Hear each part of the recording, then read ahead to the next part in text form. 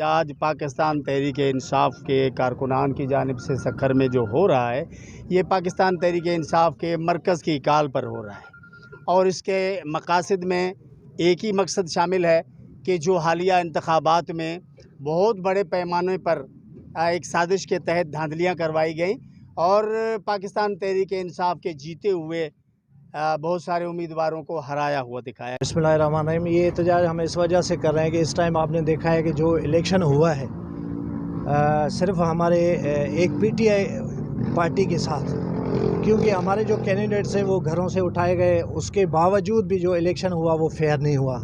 और उसके बाद जो आरओ ने जो रिज़ल्ट दिए 445 फार्म में 47 में उन्होंने जो चेंजिंग की है, क्योंकि जहाँ पे 1 लाख वोट हमने उठाए तो उन्होंने बाद में चेंज करके उसको 20,000 पे खड़ा कर दिया है। जितनी भी हमारी सीटें निकली हैं आप देखें कि ओवरऑल किसी की भी इतनी नहीं है, मगर इन्होंने 47 फार्म में सारी रिंगिंग करके और सारा रिज़ल्ट चेंज किया है। वो रिज़ल्ट हम नहीं मानते, फेयर इलेक्शन ये नहीं हुआ है, हम इस चीज़ को मानते ही नहीं है। जो रिज़ल्ट है असल वो रिज़ल्ट हमें दें। कि सिंध में कितना बड़ा धांधला हुआ है, धांधली नहीं कह सकते, धांधला हुआ है।